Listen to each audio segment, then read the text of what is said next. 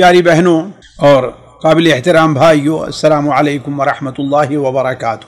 امام ابن الجوزی رحمہ اللہ کی کتاب احکام النساء کو سامنے رکھ کر کے جو اپنی بہنوں سے متعلق مسائل رکھے جا رہے تھے، ان میں آج کی مجلس کے اندر 3 چیزیں رکھی جائیں گی۔ پہلا مسئلہ ہے عدت کے مسائل۔ حالانکہ امام الجوزی رحمہ اللہ نے اس کا ذکر نہیں کیا ہے، لیکن چونکہ ہماری یہ عادت رہی ہے کہ بعض ایسے مسائل جو ہماری بہنوں کے لیے اہم ہیں اور امام الجوزی رحمہ اللہ نے اس کا ذکر نہیں کیا ہے، تو میں اس کو درمیان میں شامل کر دیتا ہوں، چونکہ اس سے پہلے سوگ کے مسائل آئے ہیں، اور سوگ بھی ایک قسم کی عدت ہے، سوگ بھی ایک قسم کی عدت ہے، اور عدت کی اور بھی صورتیں ہیں جو ہماری بہنوں کے لیے مفید ہو سکتی ہیں۔ اس لیے، اور دوسری بات یہ ہے کہ عموماً ان مسائل سے لوگ غفلت برتتے ہیں، حتیٰ کہ بہت سے پڑھے لکھے لوگ بھی ان مسائل سے ناواقف رہا کرتے ہیں، اس لیے ان کا رکھنا ہم نے ضروری سمجھا۔ دوسری بات، چونکہ اب یہ کتاب انتہا پر آئی ہے، تو انتہا سے پہلے امام الجوزی رحمہ اللہ نے بہنوں سے متعلق 3 باتیں اور رکھی ہیں۔ ایک بات تو یہ ہے کہ دنیا یا اپنی زندگی کے آخر میں انسان کو یہ چاہیے کہ وہ موت کی تیاری اور اس کے بارے میں سوچے۔ دوسری بات یہ ہے کہ موت کی تیاری کے لیے ضروری یہ ہے کہ میری بہن نیک اور صالح بنے۔ اس لیے ایک باب یہ رکھا ہے کہ موت سے پہلے اس کی تیاری، اور دوسرے مسلمان یا نیک عورتوں کی صفات کیا ہیں۔ پھر اس کے بعد تیسری چیز جو آخر میں رکھی ہے وہ نیک اور صالحات، جو عورتیں گزر چکی ہیں ان میں سے بہت سی عورتوں کا تذکرہ امام الجوزی نے کیا ہے۔ شاید وہ چیز میں آپ کے سامنے نہ رکھوں، لیکن آج یہ 2 چیزیں میں 3 باتیں آپ کے سامنے رکھتا ہوں۔ دیکھیے، جہاں تک عدت کا تعلق ہے، عدت یہ عربی زبان کا لفظ ہے اور قرآن مجید میں وارد ہے۔ یا ایھا النبی اذا طلقتم النساء فطلقوهن لعدتهن، تو عدت کا ذکر قرآن مجید میں سورہ بقرہ میں بھی اور سورہ الاحزاب میں بھی اور متعدد جگہ آیا ہوا ہے سورہ عدت کا ذکر۔ تو عدت کے اصل معنی عربی زبان میں کیا ہیں؟ شمار کرنے کے ہیں، گننے کے ہیں۔ تو چونکہ شوہر سے جدائی کے بعد عورت کچھ مدت کا شمار کر کے اس کا انتظار کرتی ہے، دوسری شادی کرنے سے پہلے یا کسی دوسرے شوہر سے منسلک ہونے سے پہلے، تو یہ جو مرحلہ رہا کرتا ہے اسی کو عدت کہا جاتا ہے، اسی کو عدت کہتے ہیں۔ علماء کا اس بارے میں اتفاق ہے کہ اگر عدت کا سبب موجود ہے تو اور ہر عورت کے اوپر عدت واجب ہے، جیسا کہ اللہ تبارک و تعالی نے قرآن مجید میں اس کا حکم دیا ہے، اس کا وَأَحْصُ الْعِدَّةَ، عدت کو شمار کرو، حساب کر کے رکھو، اس میں غلطی نہ ہونے پائے۔ والمطلقات یتربصن بانفسہن 3 قروء، یہ یعنی 3 حیض عورتیں جنہیں طلاق ہو جا رہی ہے وہ اس کو شمار کریں۔ تو کہنے کا مطلب یہ ہے کہ چونکہ عدت کا شمار کرنا، عدت گزارنا، یہ اللہ تبارک و تعالیٰ کا حکم ہے، اس لیے علماء اتفاقی طور پر کہتے ہیں کہ اگر سبب پایا جا رہا عدت گزارنے کی، تو ہر عورت کے اوپر جس کے اندر پاس یہ سبب پایا جائے گا وہ کیا حالتیں ہوتی آگے بیان کر رہا ہوں، تو اس صورت میں ہر عورت کے اوپر عدت کا گزارنا واجب ہے۔ دوسری بات بہنوں، عدت کی حکمت کیا ہے؟ عدت کی حکمت جو سمجھ میں آتی ہے وہ 3-4 ہے۔ پہلی حکمت تو یہ ہے کہ یہ معلوم ہو جائے کہ رحم کی صفائی ہے، یعنی پہلے شوہر سے جو میاں بیوی کا تعلق رہا ہے وہ رحم مادر کے اندر اب اس کے نطفے کا کوئی وجود نہیں رہ گیا ہے، اب اس سے اولاد نہیں ہوگی۔ دوسری چیز یہ ہے کہ ایک مطلقہ اور ایک شادی شدہ عورت کے لیے اللہ تبارک و تعالیٰ نے جو 3 مہینے 3 حیض عدت رکھی ہے خصوصاً رجعی کے لیے، وہ اسی لیے ہے کہ 1 مہینہ 2 مہینہ اس میں مرد بھی سوچ لے عورت بھی سوچ لے کہ آیا ان دونوں کا یہ فیصلہ یا مرد نے جو فیصلہ کیا ہے یہ فیصلہ اس پر باقی رہنا بہتر ہے یا اس کو ختم کر دیا جائے۔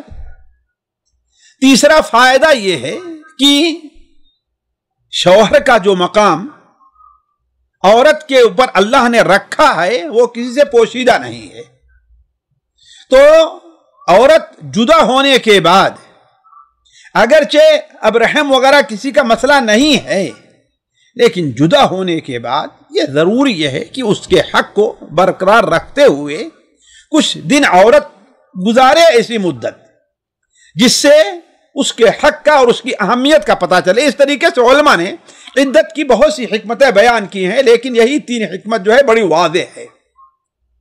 اب ہمارے بھائیوں یا ہماری بہنوں کے لیے جو مفید چیز ہے وہ کیا ہے کہ عدت کی صورتیں کیا کیا ہیں، عدت کی اقسام کیا ہیں۔ دیکھیے، سب سے پہلی چیز حاملہ عورت کی عدت، یعنی اگر کوئی عورت حمل سے ہے تو اس کی عدت کیا ہے۔ دیکھیے، اس بارے میں بالکل واضح فیصلہ ہے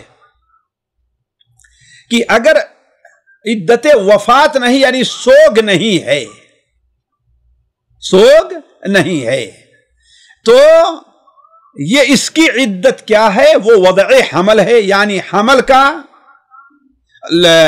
مدت پوری ہو جانی ہے اور بچے کا پیدا ہو جانا ہے، یا حمل اگر بچے کی شکل میں ہے تو وہ ساقط ہو جانا، اس کا باہر آ جانا ہے۔ خواہ عورت طلاق بائن کی عدت گزار رہی ہو یا طلاق رجعی کی عدت گزار رہی ہو، حتیٰ کہ اگر عدت وفات بھی گزار رہی ہے، حتیٰ کہ اگر عدت وفات بھی گزار رہی ہے تو اس کی عدت وضع حمل ہے۔ ارشاد باری تعالی ہے وَأُولَاتُ الْأَحْمَالِ أَجَلُهُنَّ أَن يَضَعْنَ حَمْلَهُنَّ، جو حمل والی عورتیں ہیں ان کی عدت کیا ہے، أَن يَضَعْنَ حَمْلَهُنَّ، یہ کہ ان کا حمل پورا ہو جائے اور حملہ اپنا حمل یعنی ان کا بچہ پیدا ہو جائے۔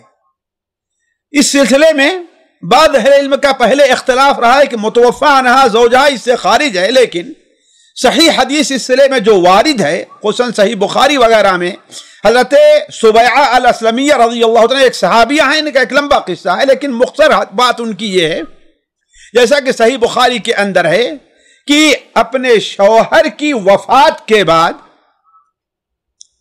چند ہی ابھی دن گزرے تھے کہ وہ حمل سے تھی اور بچہ پیدا ہو گیا، تو آپ صلی اللہ علیہ وسلم سے انہوں نے دوسری شادی کی اجازت چاہی تو آپ نے اجازت دے دی۔ ان کو 4 مہینہ 10 دن جو عدت وفات ہوتی ہے وہ گزارنا پڑا۔ تو یہ ایک اصولی قاعدہ لے لیجئے کہ جو عورت حمل سے ہے اس کی عدت کیا ہے، وضع حمل ہے، خواہ کسی بھی قسم کی عدت گزار رہی ہو، چاہے مطلقہ ہے، بائنہ ہے، رجعیہ ہے، وفات ہے، کوئی بھی ہے، اس کی یہ عدت ہے۔ دوسری صورت یہ ہے کہ وہ مطلقہ عورتیں جنہیں حیض آتا ہو، ہمارے یہاں ایک بہت غلط فہمی ہے، بڑی آسانی سے لوگ کہہ دیتے ہیں کہ عدت 3 مہینے، یہ بات سراسر غلط ہے، یہ بات غلط ہے۔ عدت 3 مہینے ان کی ہے، ان عورتوں کی جن عورتوں کو حیض نہیں آتا ہے۔ البتہ جن عورتوں کو حیض آ رہا ہے اور وہ حمل سے نہیں ہے، ان کی عدت 3 حیض ہے، چاہے یہ 1 مہینے میں پورا ہو جائے جیسا کہ بہت سی عورتوں کو ہوتا ہے، 3 مہینے میں ہو جائے، سال بھر میں پورا ہو جائے۔ اگر حیض کہ اس کی یہی طبیعت رہی ہے کہ ہر مہینے 2-3 مہینے میں ایک بار حیض آتا ہے، اگر یہ چیز ہے تو اس کی عدت کیا ہے، اللہ یہ کہ بیماری ہو تو اس کے لیے الگ مسئلہ ہے، وہ الگ طور پر سوچا جائے گا، لیکن اگر نارمل جو ہے اس کے حیض کی جو صورت حال ہے، میں مثال مبالغہ کے طور پر کر رہا ہوں، بہت لوگ تعجب ہو، لیکن ایک بات ہے کہ اس کی عدت اصل کیا چیز ہے؟ وہ حمل کا، وہ 3 حیض کا آ جانا ہے، چاہے 1 مہینے میں آ جائے، 3 مہینے میں آئے، 4 میں آئے، 5 میں آئے، 6 میں آئے۔ تو جو عورت حیض سے ہے اس کی عدت کیا ہے؟ 3 حیض ہے۔ اللہ تعالیٰ ارشاد فرماتا ہے والمطلقات یتربصن بانفسہن 3 قروء، یہ فیصلہ اللہ تعالیٰ کا ہے، اور مطلقہ عورتیں اپنے آپ کو 3 حیض روکے رکھیں، 3 حیض روکے رکھیں۔ تیسری صورت، یہ 2 صورت ہو گئی، وہ مطلقہ عورتیں جن کو حیض نہیں آتا ہے، خواہ نابالغی کی وجہ سے رخصتی ہو گئی، یہ بھی نابالغ ہے، خواہ اس عمر کو پہنچ چکی ہے کہ اس کو حیض اب نہیں آتا ہے، یا اس کو شروع ہی سے ایسے بیماری ہے کہ حیض آتا ہی نہیں ہے، اور اگر کبھی 1-2 سال میں آ گیا تب اس کا اعتبار نہیں ہے۔ جو عام روٹین ہوتی ہے، مہینے، 1.5 مہینے، 2 مہینے، یعنی جیسے ہوتا ہے عورتوں کو، اگر یہ روٹین نہیں ہے تو جس عورت کو حیض نہ آیا ہو یا جس کا حیض بند ہو چکا ہو، عمر درازی کی وجہ سے ان کی عدت 3 ماہ اللہ تعالیٰ نے رکھی ہے، اور یہ سورہ الطلاق میں بیان کیا ہے۔ حیض والی عورتوں کی عدت سورہ بقرہ میں بیان کیا ہے، اور سورہ طلاق میں یہاں بیان کیا ہے۔ واللائی یئسن من المحیض من نسائکم ان ارتبتم فعدتهن 3 اشہر واللائی لم یحضن، اور تمہاری عورتوں سے جو حیض سے مایوس ہو چکی ہوں، یعنی اب اس عمر کی پہنچ چکی ہیں کہ انہیں عائسہ کہا جاتا ہے، مایوس ہو چکی ہیں، اگر تمہیں کچھ شبہ ہو یعنی حیض کے آنے نہ آنے کے بارے میں، تو ان کی عدت 3 ماہ ہے، اور ان کی بھی عدت 3 ماہ ہے جنہیں ابھی حیض شروع ہی نہ ہوا ہو۔ معلوم یہ ہوا کہ شرعی طور پر اگر عورت اس لائق ہے، میاں بیوی کے تعلق کے لائق ہے، تو اگرچہ وہ بالغ نہیں ہے اس کی رخصتی ہو سکتی ہے، قرآن کا نص قرآنی سے ثابت ہے۔ واللائی لم یحضن، اور انہیں کی بھی عدت 3 ماہ ہے جنہیں حیض نہ آیا ہو۔ یہ تیسری صورت ہے۔ چوتھی صورت یہ ہے کہ متوفی عنہا زوجہا، جس کے شوہر کا انتقال ہو جائے، اس کی عدت 4 ماہ 10 دن ہے، پچھلی مجلس میں اس کی تفصیل آپ لوگوں کے سامنے بیان کی جا چکی ہے۔ 5ویں صورت، خلع لینے والی عورت، اسی طرح فسخ نکاح کی عدت، اس لیے کہ دیکھیے اللہ تبارک و تعالی نے میاں بیوی کا تعلق جو نکاح سے رکھا ہے، جوڑنے کا ایک سبب ہے، البتہ توڑنے کے متعدد اسباب ہیں۔ کبھی طلاق کے ذریعے جدائی ہوتی ہے، کبھی وفات کے ذریعے ہوتی ہے، کبھی خلع کے ذریعے ہوتی ہے، کبھی فسخ کے ذریعے ہوتی ہے، کبھی لعان کے ذریعے ہوتی ہے۔ تو یہ متعدد صورتیں ہیں۔ تو اگر کوئی عورت اپنے شوہر سے خلع لیتی ہے، یا حاکم ان کا نکاح فسخ کر دیتا ہے، یا ان کا نکاح تو ہوا لیکن نکاح میں کوئی رکاوٹ ہے، یعنی دونوں کا نکاح نہیں ہو سکتا، تو یہ نکاح فسخ مانا جائے گا۔ ان تمام صورتوں میں عدت 1 حیض گزارنی ہے۔ راجح قول علماء کا ہے، بعض علماء کہتے ہیں خلع والی عورت بھی 3 حیض گزارے گی، لیکن نبی کریم صلی اللہ علیہ وسلم کا صریح فرمان ہے، سنن ابو داؤد میں، سنن ترمذی میں، حضرت عبداللہ ابن عباس رضی اللہ عنہ کی روایت ہے کہ ثابت ابن قیس رضی اللہ تعالی عنہ کی بیوی نے خلع لیا تو نبی صلی اللہ علیہ وسلم نے اس کی عدت 1 حیض رکھی۔ یہ 5 صورتیں ہو گئی۔ 6ٹھی صورت، اس کو یاد رکھیں گے اس لیے کہ اس تفسیر و ترتیب کے ساتھ آپ کو جلدی کسی کتاب میں مشکل سے ملے گی۔ 6ٹھی صورت یہ ہے کہ وہ عورت جس کی رخصتی نہیں ہوئی ہے اور نکاح ہو چکا ہے، اور رخصتی سے میری مراد کیا ہے؟ یعنی میاں بیوی کا باہم اتصال نہیں ہوا ہے، اس لیے کہ اگر کسی کو رخصتی نہ ہوئی ہو اور شوہر گھر میں آتا ہے اور دونوں کا اتصال ہے اور میاں بیوی ماں باپ اس کو جانتے ہیں تو اس کا الگ مسئلہ ہے، لیکن رخصتی جیسے ہمارے یہاں مانا لیا تھا رخصتی نہیں ہوئی ہے، رخصتی نہیں ہوئی کا معنی کیا ہے؟ یعنی میاں بیوی کا آپس میں ابھی اتصال نہیں ہے۔ اگر اتصال ہوا ہے تو لاکھ عورت دعویٰ کرے کہ ہم سے ملے نہیں ہے، کوئی رکاوٹ نہیں ہے، اس کی بات مانی نہیں جائے گی۔ اس لیے اس سلسلے میں بسا اوقات نفسیات کا بہت بڑا دخل ہو جاتا ہے۔ علی کل حال اگر کسی عورت کی رخصتی نہیں ہوئی ہے، یعنی صرف عقد نکاح ہوا اور میاں بیوی ملے نہیں ہیں، تو اس کی عدت کی دو صورت ہے، اس کی عدت کی دو صورت ہے۔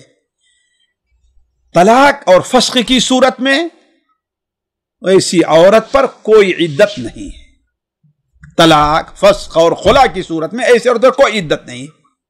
اللہ تعالیٰ سورہ احزاب میں بیان فرماتا ہے، یا ایھا الذین آمنوا، اے ایمان والو، اذا نکحتم المؤمنات ثم طلقتموہن من قبل ان تمسوہن، اے ایمان والو جب تم مومنہ عورتوں سے نکاح کرو پھر انہیں چھونے سے پیشتر طلاق دے دو، چھونے سے پیشتر یعنی اگر میاں بیوی تعلق نہیں ہے تو تمہارے لیے ان پر کوئی عدت نہیں ہے جن کو وہ پورا کریں، جن کا پورا کرنے کو ان سے مطالبہ کرو، انہیں کوئی عدت نہیں ہے۔ لیکن اگر یہ ایسی عورت جس کا نکاح ہوا ہے رخصتی نہیں ہوئی ہے، ایسی عورت کا شوہر انتقال کر جائے تو اس سے پہلے یہ گزر چکی ہے کہ اس کا سوگ کیا ہے، جس کو عدت کا نام دے سوگ کا نام دیں، وہ بھی 4 مہینے 10 دن ہی ہے۔ یعنی گویا عدت وفات جو ہے وہ ہر ایک کے لیے برابر ہے، چاہے مطلقہ رجعیہ ہے یا اس سے پہلے طلاق وہ جو ہے وہ ابھی اس کی رخصتی نہیں ہوئی ہے، تو ایسی صورت میں کیا ہے، اس کی عدت اس کی عدت کیا ہے، وہ 4 مہینہ 10 دن ہے۔ یہاں پر ایک بات اور واضح کر دوں کہ اگر عدت کے دوران عورت اپنے کام کاج کے لیے باہر جا سکتی ہے، بس آج بجے کے بعد جگہ رہتا ہے کہ طلاق کی ہے یا کیا ہے، اسے کہیں نکلنے ہی نہیں دیتے، نہیں، باہر جا سکتی ہے۔ جیسا کہ صحیح مسلم میں حضرت ابو داؤد میں حضرت جابر بن عبداللہ کی روایت ہے کہ میری خالہ کو 3 طلاقیں ہو چکی تھی، تو عدت ہی کے دوران وہ باہر اپنے باغ میں جا کر کے کھجوریں توڑنا چاہیں تو کسی نے ان کو سختی سے روکا اور منع کیا کہ تمہیں باہر نہیں جانا، بھی تم عدت کے اندر ہو۔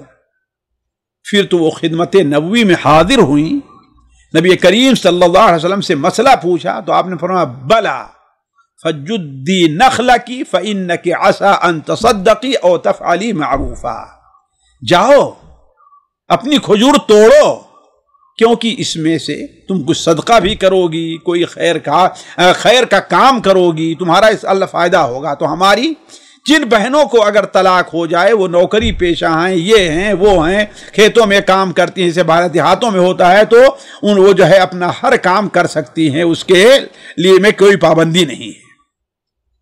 ایک اور مسئلہ ہے عدت ہی سے متعلق کہ عدت کے حالت میں پابندیاں کیا ہیں۔ جو عورت عدت کے اندر ہے اسے چند امور کی پابندیاں ضروری ہیں، میں وہ پابندی نہیں ذکر کروں گا جو سوگ والی عورت کی ہے، اس لیے کہ پچھلی مجلس میں اس کا ذکر ہو چکا ہے۔ پہلی پابندی یہ ہے کہ اگر کوئی عورت عدت کے درمیان میں ہے تو اسے شادی کا پیغام نہیں دیا جا سکتا، نہ وہ خود اپنے آپ کو کسی سے شادی کے لیے پیشکش کر سکتی ہے۔ لیکن اس کی 2 صورت ہے۔ ایک صورت یہ ہے کہ اگر عورت طلاق رجعی کی عدت گزار رہی ہے تو اسے شادی کا پیغام دینا جائز نہیں ہے، یہ شادی کا پیغام خاص صراحتاً ہو یا اشارے اور کنائے کے ذریعے ہو۔ کیوں؟ اس لیے کہ ابھی ایک گنا وہ اپنے پرانے شوہر کی زوجیت میں ہے، پرانا شوہر جب بھی چاہے اسے رجوع کر سکتا ہے اور اپنے تعلقات کو اس سے جوڑ سکتا ہے. تو اس لیے اگر عورت عدت کے اندر ہے تو اس کو شادی کا پیغام نہ صراحتاً دیا جا سکتا ہے نہ ہی کنایتاً اور اشارے سے. اسی لیے اگر اس دوران اس کے شوہر کا انتقال ہو جائے اور عدت رجعی گزار رہی ہے تو وہ شوہر کی میراث میں حقدار ہوگی. کیوں؟ اس لیے کہ اس کی ایک بیوی تصور کی جائے گی. اور اگر طلاق بائن وغیرہ کی عدت گزار رہی ہے تو اسے بھی صریح لفظوں میں شادی کا پیغام دینا جائز نہیں ہے. البتہ اشارے اور کنایے میں شادی کا پیغام دیا جا سکتا ہے. اس کا ذکر اللہ تعالیٰ نے سورہ بقرہ میں کیا ہے. وَلَا جُنَاحَ عَلَيْكُمْ فِي مَا عَرَّضْتُمْ بِهِ مِنْ خِطْبَةِ النِّسَاءِ أَوْ أَكْنَنْتُمْ فِي أَنفُسِكُمْ عَلِمَ اللَّهُ أَنَّكُمْ سَتَذْكُرُوهُنَّ وَلَكِنْ لَا تُوَاعِدُوهُنَّ سِرًّا إِلَّا أَن تَقُولُوا قَوْلًا مَعْرُوفًا وَلَا تَعْزِمُوا عُقْدَةَ النِّكَاحِ حَتَّى يَبْلُغَ الْكِتَابُ أَجَلَهُ. تم پر اس میں کوئی گناہ نہیں کہ تم اشارتاً کنایتاً ان عورتوں سے نکاح کی بابت کہو یا اپنے دل میں پوشیدہ رکھو، ارادہ رکھو کہ اس سے اگر اس کی عدت گزر گئی تو اس سے میں شادی کروں گا، لیکن تم عقد نکاح اس وقت تک نہیں کرنا جب تک کہ عدت ختم نہ ہو جائے. صراحت کا معنی کیا ہے ساتھیو؟ صراحت کے ساتھ شادی کا پیغام یہ ہے کہ ہاں میں تمہاری عدت گزر جائے تو میں تم سے شادی کروں گا، یا مجھے تمہارے بارے میں رغبت ہے، میں چاہتا ہوں کہ تمہاری عدت گزر جائے تو میں تم سے شادی کروں. اور کنایتاً کیا ہے؟ کنایتاً یہ ہے کہ مجھے بھی تم جیسی اچھی عورت کی تلاش ہے، تم جیسی سمجھدار عورت کی تلاش ہے. یہ نہ کہے کہ ہاں بھائی میں تمہیں شادی، کنایتاً ہے. تو دونوں صورتیں ناجائز ہیں. البتہ کس میں؟ طلاق رجعی میں. البتہ طلاق بائن ہو یا متوفی عنہا زوجہا ہو تو اس سے کنایتاً یہ چیز ہو سکتی ہے. اسی طرح سے عورت کے لیے بھی حرام ہے کہ وہ کسی مرد سے صراحتاً شادی کی رغبت کا اظہار کرے، یا اگر کوئی مرد اسے صراحتاً شادی کا پیغام دے تو اسے قبول کرے. دوسری بات، یہ تو پہلی چیز ہے شادی کا پیغام دینا. دوسری چیز ہے عدت میں بیٹھی جو عورت ہے اس کا عقد نکاح بھی نہیں ہو سکتا، بلکہ نکاح ہو تو فاسد مانا جائے گا. جیسا کہ اللہ نے کیا بیان وَلَا تَعْزِمُوا عُقْدَةَ النِّكَاحِ حَتَّى يَبْلُغَ الْكِتَابُ أَجَلَهُ. اور عقد نکاح جب تک کی عدت ختم نہ ہو جائے پختہ نہ کرو.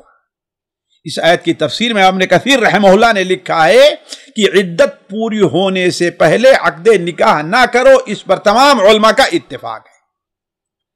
تیسری بات، طلاق رجعی کی عدت والی عورت کے لیے ضروری یہ ہے کہ وہ اپنے شوہر کے گھر ہی پر عدت کے ایام پورا کرے.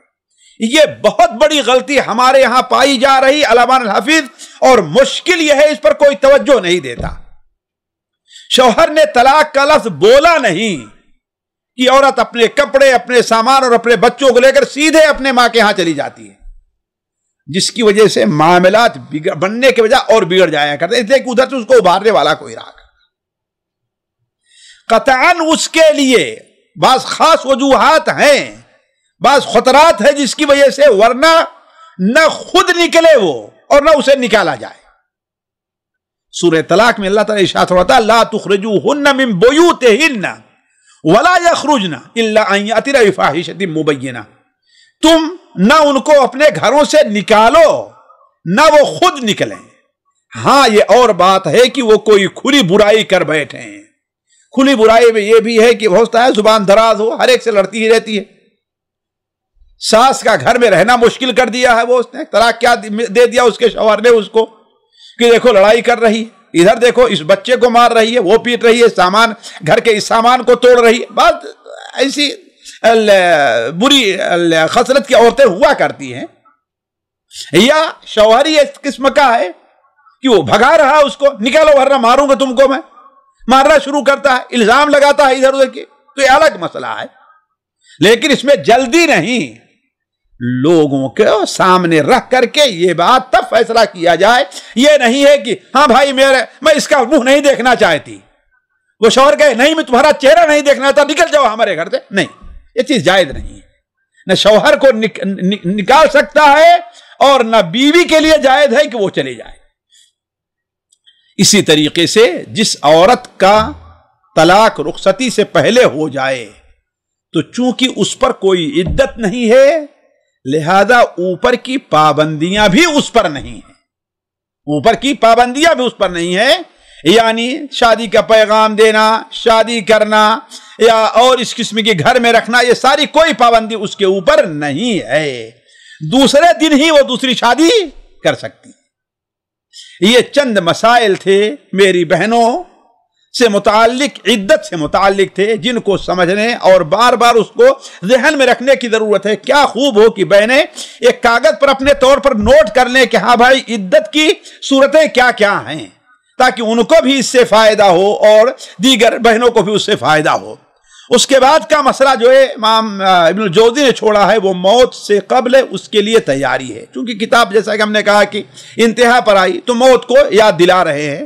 اس سلسلے میں امام الجوزی رحمہ اللہ نے متعدد حدیثیں نقل کی تھی، لیکن بدقسمتی یہ ہے کہ وہ تمام حدیثیں الا ماشاءاللہ 2-1 تھیں جو صحیح نکلی، بلکہ کیا ہے وہ ضعیف تھیں. اس لیے ہم نے ان حدیثوں کو حذف کر کے 2-3 حدیثیں جو اس سلسلے میں صحیح ہمارے بہنوں کے لیے ہو سکتی وہ ہم نے ذکر کیا. پہلی حدیث حضرت عبداللہ ابن عمر رضی اللہ تعالی عنہ کی ہے جو سنن ماجہ میں مستدرک حاکم میں موجود ہے کہ آپ صلی اللہ علیہ وسلم سے ایک شخص نے سوال کیا کہ کون سا مومن سب سے زیادہ افضل ہے، یعنی کسے کہا جاتا ہے کہ سب سے افضل مومن ہے. جواب میں آپ نے فرمایا احسنهم خلقا، جس کا اخلاق سب سے اچھا ہو. اور یہاں پر اخلاق ایک عام معنی ہے، صرف یہی نہیں کہ لوگوں کے ساتھ نہیں، لوگوں کے ساتھ اخلاق اچھے ہیں، اللہ کی کتاب کے ساتھ اس کا کیا اخلاق ہونا چاہیے، اللہ تعالیٰ کے ساتھ اس کو کن خلق ساتھ پیش وہ ہونا چاہیے، اللہ کے رسول کی حدیثوں کے ساتھ کیا خلق وہ ہونا چاہیے، ایک عام معنی ہے. تو آپ نے فرمایا احسنهم خلقا، جو سب سے اچھے اخلاق کا مالک ہے وہ سب سے افضل مومن مانا گیا ہے. اس نے دوسرا سوال کیا کہ سب سے زیادہ عقل مند مومن کون ہے. ہمارے بھائی آج اپنا فیصلہ اس حدیث کی بنیاد پر کر سکتے ہیں کہ اللہ تعالیٰ نے انہیں کتنی عقل سے نوازا ہے. اگر کسی سے کہا جائے بیوقوف سے بیوقوف انسان ہو مجھ جیسا اور کہا تم بیوقوف ہو، ظاہر سے غصہ آئے گا. تو میں اپنے کو یا کسی کو یہ نہیں کہتا کہ تم بیوقوف ہو، لیکن ایک ہی ہے ہمارے اندر بیوقوفی پائی جا رہی ہے. تو آپ صلی اللہ علیہ وسلم نے ارشاد فرمایا، آپ سے سوال کیا گیا کہ اے اللہ کے رسول سب سے زیادہ عقل مند مومن کون ہے. آپ نے فرمایا اکثرهم للموت ذکرا واحسنهم لما بعده استعدادا اولئک الاکیاس، اولئک الاکیاس، جو سب سے زیادہ موت کو یاد کرتا ہے. ساتھیوں سوچیں ہمیں اللہ نے عقل کا کتنا حصہ ہمیں عنایت فرمایا ہے کچھ ملا ہے 5%، 10%. صبح سے شام تک ہم نے کتنی بار موت کو اور موت کے بعد جو حالت ان کو یاد کیا ہے. اگر نہیں ہے تو نبی کریم صلی اللہ علیہ وسلم کا فتویٰ ہے کہ ہم عقل مند نہیں، اور جتنا ہی ہم اس کو یاد کر رہے ہیں اتنا ہمیں عقل سے ہی حصہ ملا ہے. آپ صلی اللہ علیہ وسلم نے ارشاد فرمایا اکثرهم للموت ذکرا، جو سب سے موت کو یاد کرتا ہے اور موت کے بعد کے لیے سب سے اچھی تیاری کرتا ہے وہ سب سے عقل مند انسان ہے. آپ نے فرمایا اولئک الاکیاس، یہی وہ لوگ عقل مند لوگ ہیں. ایک ضعیف حدیث میں ہے ظرفوا بشرف الدنیا، یہ لوگ دنیا کے شرف اس کے عظمت کو حاصل کر لیے ہیں.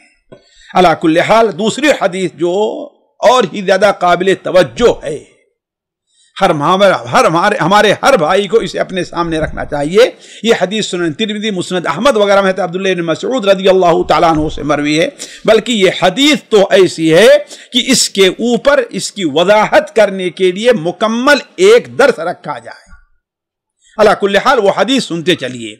آپ صلی اللہ علیہ وسلم کے صحابی حضرت عبداللہ ابن مسعود رضی اللہ تعالیٰ سے روایت ہے کہ آپ صلی اللہ علیہ وسلم نے ایک بار ہم تمام لوگوں کو مخاطب کر کے فرمایا استحیوا من اللہ حق الحیا، اے لوگو اللہ تعالیٰ سے شرم کرنے کا حق ادا کرو۔ اور ہمیں اور آپ کو یہ معلوم ہونا چاہیے کہ سنن ابن ماجہ میں حضرت انس بن مالک کی روایت ہے کہ نبی کریم صلی اللہ علیہ وسلم نے ارشاد فرمایا ہر دین کا ایک خلق ہے، یعنی اللہ تبارک و تعالی نے اس دین میں ایک ایسی چیز رکھی ہے جس کا اہتمام کرنا سب سے اہم ہے، اور آپ نے فرمایا وَخُلُقُ دِينِ الْحَيَاء، اور میرا دین جو ہے جو لے کر آیا ہوں اس کی خلق، اس کی عادت، اس کے نشان امتیاز کیا ہے؟ آپ نے فرمایا حیا ہے۔ ظاہر بات یہ حیا صرف وہی حیا نہیں جسے ہم لوگ اپنے معنی میں لیتے ہیں، ایک عام معنی میں ہے۔ تو آپ صلی اللہ علیہ وسلم نے ارشاد فرمایا کہ استحیوا من اللہ حق الحیا، اے لوگو اللہ تبارک و تعالی سے حیا کا حق ادا کرو۔ تو حضرت عبداللہ مسعود کہتے ہیں کہ ہم لوگوں نے کہا کہ یا رسول اللہ اننا لنستحیی والحمدللہ، اے اللہ کے رسول صلی اللہ علیہ وسلم الحمدللہ ہم اللہ تبارک و تعالی سے شرم کرتے ہیں۔ آپ نے فرمایا لیس ذاک، نہیں تم نے سمجھا نہیں کہ اللہ سے شرم کیا ہے، اللہ سے شرم کرنے کا حق کیا ہے تم نے سمجھا نہیں۔ ساتھیو آپ لوگ جانتے ہیں کہ حیا ہمارے دین کا ایک حصہ ہے، اس کی اہمیت کے پیش نظر اللہ کے رسول صلی اللہ علیہ وسلم نے جہاں دین کی شاخوں کا ذکر فرمایا ہے اس کا خصوصی ذکر فرمایا ہے، خصوصی ذکر فرمایا ہے، جیسا کہ آپ لوگ جانتے ہیں اچھی طریقے سے۔ افضلها کلمۃ لا الہ الا اللہ، اور ادناها اماطۃ الاذى عن الطریق، والحیاء شعبۃ من الایمان، اور حیا بھی ایمان کی ایک شاخ ہے۔ تو ہم دیکھیں کہ ہم نے اس شاخ کو کہاں تک پورا کیا ہے۔ آپ صلی اللہ علیہ وسلم کی زبانی آپ نے کیا فرمایا؟ لیس ذاک، وہ حیا یہ نہیں جس کا تم سمجھ رہے ہو، لیکن الاستحیاء من الحیاء، حق الحیاء، لیکن اللہ تعالیٰ سے حقیقی حیا، وہی شخص اللہ تعالیٰ سے شرم کرنے کا حق ادا کرے گا جو چند کام یہ کر لے۔ پہلا کیا؟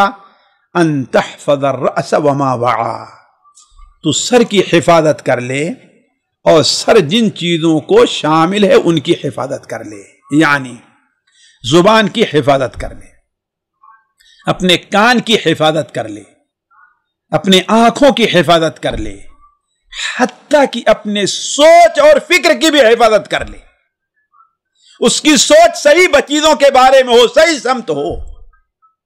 یہ پہلی شرط ہے۔ اگر کوئی شخص اللہ تعالیٰ سے شرم کا حق ادا کرنا چاہتا ہے تو اس کو کرے۔ کیا؟ ان تحفظ الرأس وما وعا، سر اور سر جن چیزوں کو شامل ہے اس کی حفاظت کر لے۔ اور دوسری چیز کیا ہے؟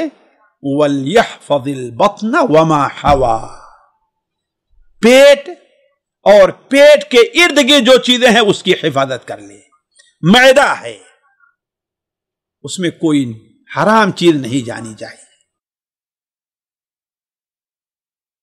انسان کا دل ہے، دل میں اللہ کے علاوہ کسی اور کی محبت اور نفرت نہیں ہونی چاہیے، اللہ کے لیے ہو نفرت بس۔ اسی طریقے سے دونوں ہاتھ ہیں ہمارے اور آپ کے، ہمارے دونوں ہاتھ اسی چیز طرف بڑھنے چاہیے جس چیز کی طرف بڑھنے کی اللہ نے اجازت دی ہے، اور اس سے رکنا چاہیے اس سے رکنے کی اللہ نے اجازت دی ہے۔ ہمارے دونوں پیر ہیں اور پیر کے بیچ میں جو کچھ ہے اس کی حفاظت کر لینی چاہیے۔ یہ ہے اصل میں۔ تو پہلی چیز کیا ہے؟ شرم اور شرم کے ارد گرد جو ہیں، ہونٹ ہے، زبان ہے، آنکھ ہے، کان ہے، دماغ ہے، ان ساری چیزوں کی حفاظت ہو۔ پیٹ کے جن چیزوں کو شامل ہے، دل ہے، معدہ ہے، اس طریقے سے دونوں ہاتھ ہیں، دونوں پیر ہیں، شرمگاہ ہے، ان ساری حفاظت ہونی چاہیے۔ اور کیا ہے تیسری چیز جس کی وجہ سے اس مجلس میں اس کا ہم نے ذکر کیا ہے؟ وَلْتَذْكُرِ الْمَوْتَ وَالْبَلَا، موت اور موت کے بعد سڑ گل جانے کو یاد کرو۔ اگر کوئی انسان موت کو یاد نہیں کرتا، اس کے مزاج میں آتا ہی نہیں ہے کہ قبر میں جائیں گے، سڑ گل جائیں گے، ہمارا کیا فیصلہ، یہ نہیں سمجھتا ہے، تو اس کا مطلب یہ ہے کہ وہ انسان اللہ سے شرم کا حق ادا نہیں کر رہا ہے اور وہ بیوقوف ہے، عقل مند نہیں۔ تو موت اور موت کے بعد سڑ گل جانے کو یاد کرو۔ اس کے بعد آپ نے کیا بیان فرمایا؟ وَمَنْ أَرَادَ الْآخِرَةَ تَرَكَ زِينَةَ الدُّنْيَا، جو آخرت کا ارادہ رکھتا ہے وہ دنیا کی زینت کو چھوڑ دیتا ہے۔ آخرت کا متلاشی دنیا کے زیب و زینت کے پیچھے نہیں پڑتا ہے۔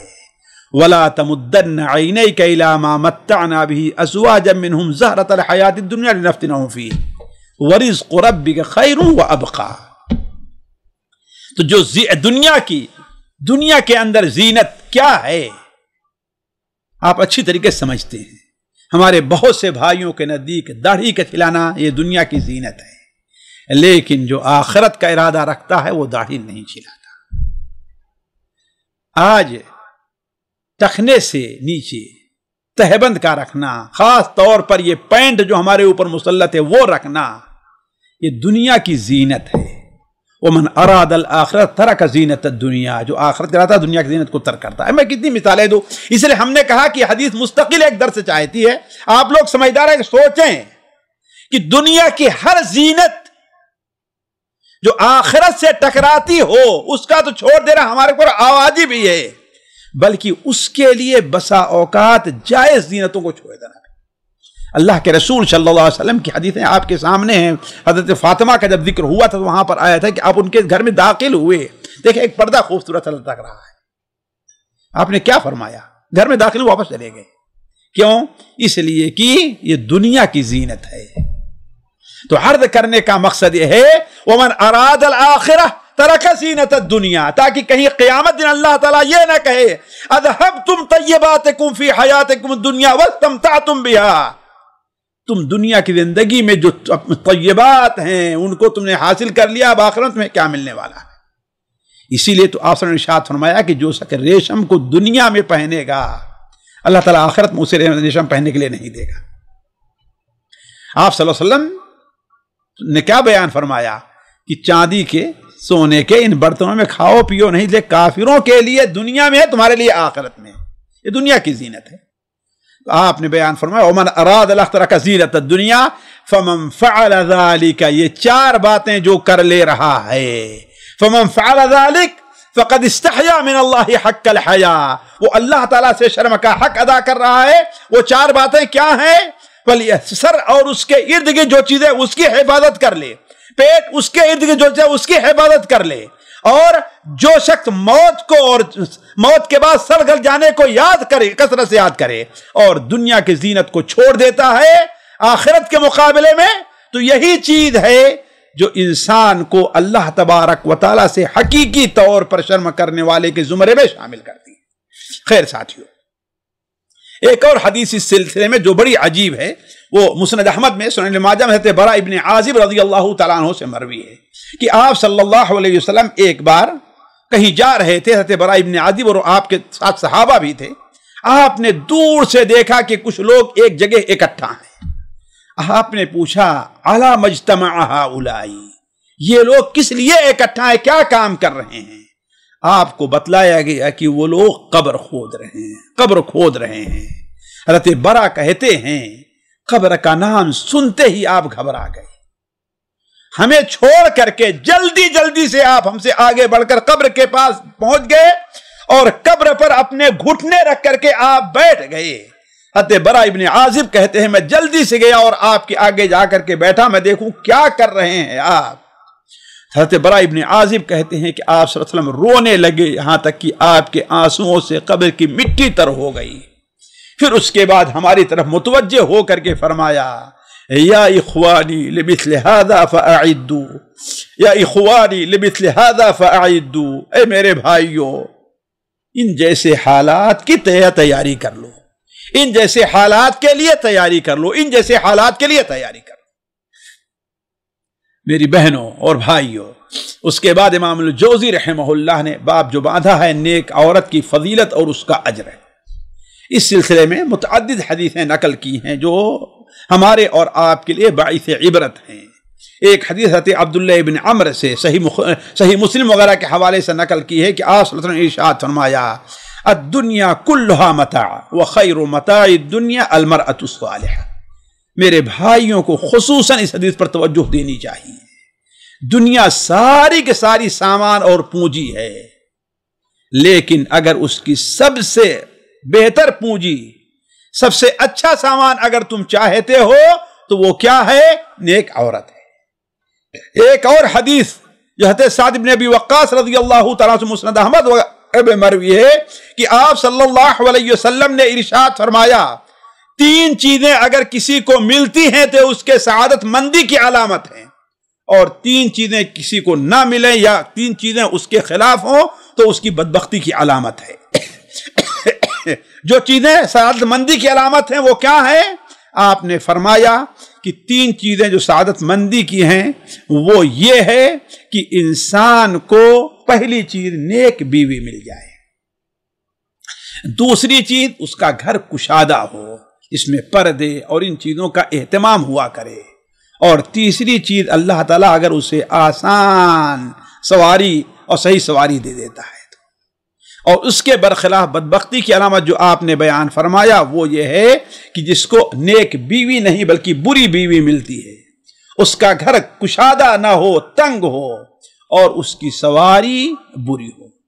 حضرت کعب بن عجرہ رضی اللہ عنہ کی ایک اور روایت ہے جو شاید اس سے پہلے آپ کے سامنے آ چکی ہے کہ آپ صلی اللہ علیہ وسلم نے ارشاد فرمایا کہ کیا میں تمہیں تمہارے مردوں میں جو جنتی ہیں وہ نہ بتاؤں کہ کون سے لوگ جنتی ہیں؟ صحابہ نے کہا ضرور بتلائیے۔ آپ صلی اللہ علیہ وسلم نے فرمایا کہ نبی جنت میں جائے گا۔ یہیں سے علماء نے لیا ہے کہ نبی اللہ نے کسی عورت کو نہیں بنایا، مرد ہی نبی ہوتا ہے، کسی عورت کو نبوت نہیں ملی ہے۔ قرآن میں اللہ رجالا نوحی الیہم، اس لیے بعض لوگ جو بعض حضرت مریم، حضرت موسیٰ علیہ السلام کی والدہ اور ان لوگوں کی نبوت کے قائل ہیں، یہ بات صحیح نہیں ہے۔ یہ حدیث بالکل صریح ہے، ہم نے کہا تمہارے مردوں میں کون جنتی ہے؟ اگر عورت بھی اگر نبی بنتی تو اس کا مطلب وہ بھی جنتی، آپ نے اس کا نہیں کہا۔ مردوں میں جنتی کون ہے؟ نبی ہے۔ دوسرا کون؟ صدیق ہے۔ تیسرا کون؟ شہید ہے، لیکن یہاں پر صدیق شہید کا ذکر نہیں ہے۔ تیسرا وہ شخص جنت میں ہے جو شہر کے کنارے کہیں رہتا ہے یا شہر کے کنارے اس کا کوئی دوست رہتا ہے دور، اور وہ اس سے اللہ کے لیے ملاقات کے لیے جاتا ہے تو وہ شخص بھی جنتی ہے۔ اور تو ساتھیو، اللہ کے لیے زیارت کرنا یہ بڑے ثواب کا کام ہے۔ آج ہم اور آپ عموماً اس سے غافل ہیں۔ زیارت اسی کی کریں گے جس سے ہمارا تعلقات ہوں گے، چاہے خاندانی طور پر ہوں، چاہے دوستانہ طور پر ہوں، چاہے کام کے طور پر ہوں، چاہے جیسے بھی ہوں، لیکن للہ فی اللہ کوئی اس سے واسطہ نہیں، کوئی تعلق نہیں ہے، کوئی ضرورت نہیں ہے، صرف اس لیے جا رہے ہیں کہ ہاں بھائی وہ اللہ کے نیک بندے ہیں۔ یہ بہت بڑا ثواب کی چیز ہے، یہ ایک الگ مجلس ہے۔ اس کے بعد آپ صلی اللہ علیہ وسلم نے ارشاد فرمایا کیا میں یہ نہ بتاؤں کہ تمہاری عورتوں میں جنتی عورت کون ہے؟ صحابہ نے کہا ضرور بتلائیے۔ آپ نے فرمایا ہر وہ عورت جو بچے جننے والی ہو، محبت کرنے والی ہو، اور اتنی سمجھدار ہو کہ جب بھی اس سے کوئی غلطی ہو جائے یا اس کے بارے میں شوہر نے کوئی غلطی کر دی، یعنی چاہے اس کی غلطی نہ ہو پھر بھی اگر شوہر اس سے ناراض ہو تو وہ کہتی ہے کہ میرے سردار یہ میرا ہاتھ آپ کے ہاتھ میں ہے، میں آپ جو سزا مجھے دینا چاہیں دیں، لیکن مجھ سے ناراض ہو کر کے رات نہ گزاریں، میں اپنی پلک بھی نہیں جھپکاؤں گی یہاں تک کہ آپ ہم سے راضی ہو جائیں۔ تو آپ صلی اللہ علیہ وسلم نے یہ قرار دیا ہے۔ اس کے بعد ساتھیوں اور چیزیں ہیں، لیکن میں ایک مثالی خاتون کہ ہماری بہن کو کیسے رہنا چاہیے اس کا ایک سے متعلق ایک مختصر سا واقعہ آپ کے سامنے رکھ کر کے میں اپنی بات بند کرتا ہوں۔ امام بخاری رحمہ اللہ اپنی کتاب صحیح بخاری میں، امام مسلم رحمہ اللہ اپنی کتاب صحیح مسلم، اور دیگر علماء نے اسے نقل کیا ہے۔ حضرت اسماء بنت ابی بکر رضی اللہ تعالی عنہا راویاں ہیں आप हज़रत अस्मा बिन्त अबी बकर के बारे में जानते हैं, एक निहायत ही समझदार, नेक और सालिह और बड़ी ही सलीके की औरत थी। वो बयान फरमाती हैं कि हज़रत ज़ुबैर रज़ियल्लाहु ताला अन्हु ने जब मुझसे शादी की तो उनके पास सिर्फ पानी लाने का एक ऊंट था जो पानी दूर से ले आया करता था, और उनके पास एक घोड़ा था। इसके अलावा जमीन में, रुए जमीन में, दुनिया में उनके पास ना कोई गुलाम था, ना कुछ माल था, ना और कोई चीज थी, ना और कोई चीज थी। इसीलिए हजरत अबू बकर ने माल देख करके शादी नहीं किया था, बल्कि हजरत ज़ुबैर रज़ियल्लाहु ताला अन्हु, ये अशरा मुबशरा में से आप जानते हैं, नबी करीम सल्लल्लाहु अलैहि वसल्लम को फूफी जात, आपके फूफी के लड़के हैं। आप सल्लल्लाहु अलैहि वसल्लम ने हवारी अपना यानी खास दोस्त करार दिया है। उनके मिजाज में थोड़ी सी सख्ती थी, तो हजरत अस्मा रज़ियल्लाहु ताला अन्हा उनकी सख्ती की शिकायत करती थी। तो हजरत अबू बकर क्या कहा करते थे, बेटी सब्र करो, तुम्हारे लिए बतौर फख्र के यही क्या कम है कि तुम्हारा शौहर नेक शौहर है। देखिए उस वक्त क्या सोच थी, तो इसीलिए हजरत अबू बकर ने उनसे शादी कर दी थी। अस्मा बयान फरमाती है कि मैं ही उनके घोड़े को चारा डालती थी, पानी लाती थी, डोल सीती थी और आटा गूंथती थी, और अभी छोटी उम्र की थी। कहते हैं कि मैं अभी बच्ची थी, अच्छी तरह रोटी पकाना नहीं जानती थी, अलबत्ता आटा गूंथ लेती थी। मेरे पड़ोस में कुछ अंसार की नेक और अच्छी औरतें थीं जो आ करके मेरी रोटी पका दिया करती थी।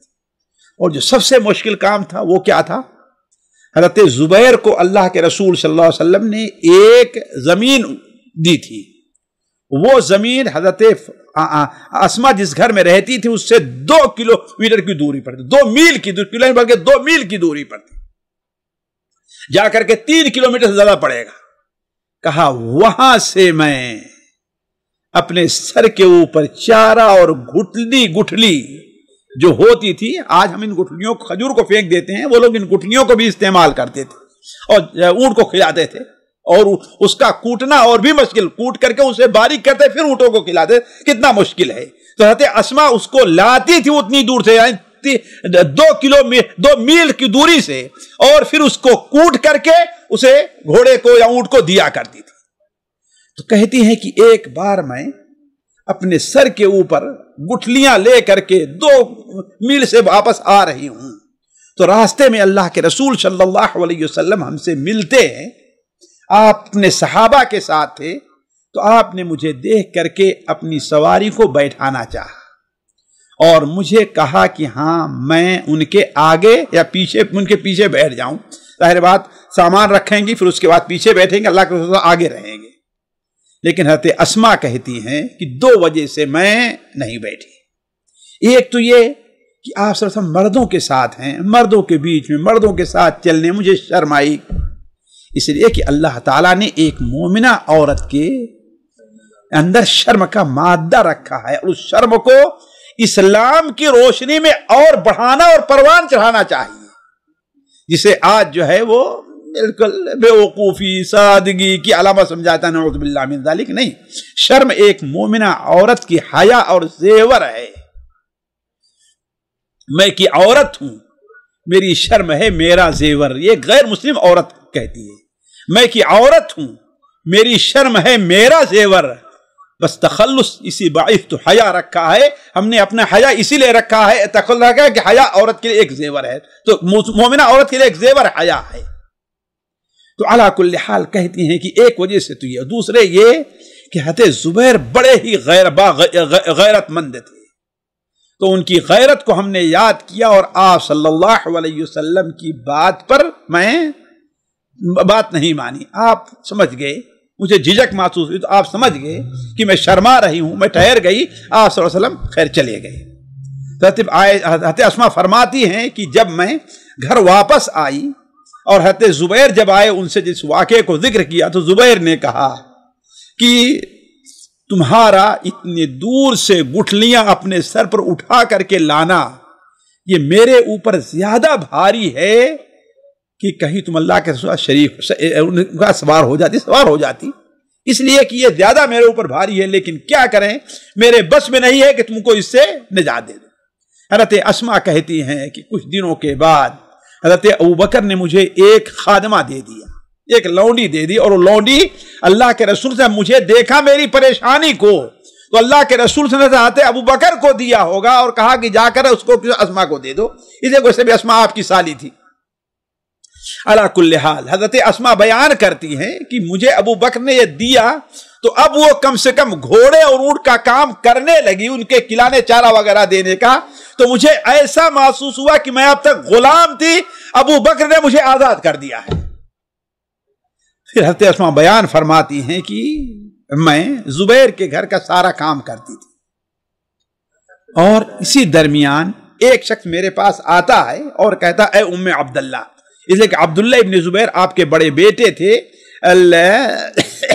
جن کی وجہ سے ان کی کنیت ام عبداللہ تھی، اور آپ جانتے ہیں عرب میں کسی کو احترام وغیرہ کی وجہ سے کیا کہتے ہیں، کنیت سے پکارتے اے ابو فلان، تو اے ام عبداللہ یا ابو فلان یا ام فلان اے ام عبداللہ، میں ایک فقیر آدمی ہوں، اگر آپ اجازت دے دیں تو میں آپ کے گھر کے سائے میں دیوار میں بیٹھ کر کے، شاید ہوتا ہے گھر جو ہے مین راستے پر رہا ہو، بیٹھ کر کے میں کچھ یہاں پر بیچ لیا کروں تاکہ میرا جو ہے کچھ فائدہ ہو جائے اور میں اپنا خرچ چلایا کروں۔ حضرت اسما کہتی ہیں کہ ہم نے کہا تو میں جو ہے اس کو اجازت دوں، لیکن یاد کیا کہ اگر میں نے اجازت دیا تو زبیر کہیں ناراض نہ ہو کہ کیوں تمہارا ہی گھر بھی لاؤ۔ تو ہم نے کہا کہ اے اللہ کے بندے، اگر میں تمہیں بھی اجازت دے بھی دیتی ہوں تو زبیر آئیں گے اور ناراض ہو جائیں گے، لہذا ایسا کرو کہ جب زبیر موجود رہے گھر میں تب آؤ اور یہ اس بات کا ذکر کرو۔ تو حضرت اسما کہتی ہیں کہ وہ شخص آیا حضرت زبیر کی موجودگی میں، وہ آتا ہے اور پھر وہی بات کہتا ہے اے ام عبداللہ، میں ایک غریب اور فقیر آدمی ہوں، اگر آپ میرے اپنے گھر کے سائے میں بیٹھ کر کے مجھے کچھ بیچنے دیں تو یہ آپ کی مہربانی ہوگی۔ حضرت اسما کہتی ہیں انجان بنی، یہ دیکھیے میاں بیوی کے تعلقات کو سنبھالنے کے لیے بسا اوقات انسان کو ایسی جھوٹ وہ جو بولا جو حقیقت میں جھوٹ نہیں ہے، ایک بہانہ ہے۔ حضرت اسما نے کہا کہ بس پورے مدینے میں صرف میرا ہی گھر تم کو ملا اور کوئی اور گھر نہیں ملا تم کو جہاں بیٹھ کر کے بیچو۔ حضرت زبیر نے کہا کہ ام عبداللہ عجیب آدمی تم ہو، اس میں تمہارا کیا نقصان ہے؟ اگر ایک غریب آدمی تمہارے دیوار کے سائے میں بیٹھ کر کے کچھ بیچتا اور خریدتا تمہارا کیا نقصان ہے؟ حضرت اسما یہی چاہتی تھی۔ حضرت اسما کہتی ہم نے اسے بیچنے کی اجازت دے دی، الحمدللہ وہ خریدتا رہا، بیچتا رہا، اپنا دھندا کرتا رہا، یہاں تک کہ اللہ نے اسے اس مال دے دیا۔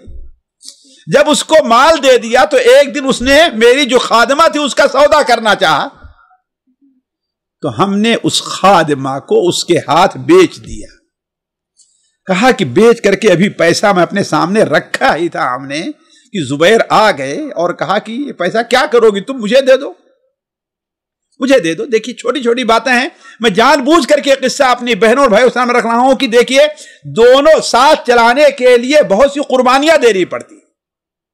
حضرت اسما نے کہا یہ پیسہ تو ہم نے اللہ تعالیٰ کے راستے میں صدقہ کر دیا ہو، صدقہ کی نیت لیے۔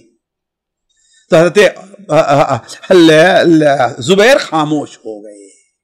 میں چاہوں گا کہ اس قصے کے اوپر وقت نہیں کہ میں اس سے جو نکات ہوتے ہیں، فوائد ہوتے ہیں وہ ذکر کروں، لیکن میں یہ چاہوں گا کہ ہماری بہنیں، ہمارے بھائی اس پر غور کریں کہ دیکھیے بسا اوقات ساتھ چلنے کے لیے ایک کو دوسرے کے لیے بہت سی قربانیاں دینی پڑتی ہیں، خدمت کرنے کی شکل میں، بعض چیزوں کو اپنے طور پر نہ کرنے قربان کر دینے کی شکل میں قربانیاں دینی پڑتی ہیں۔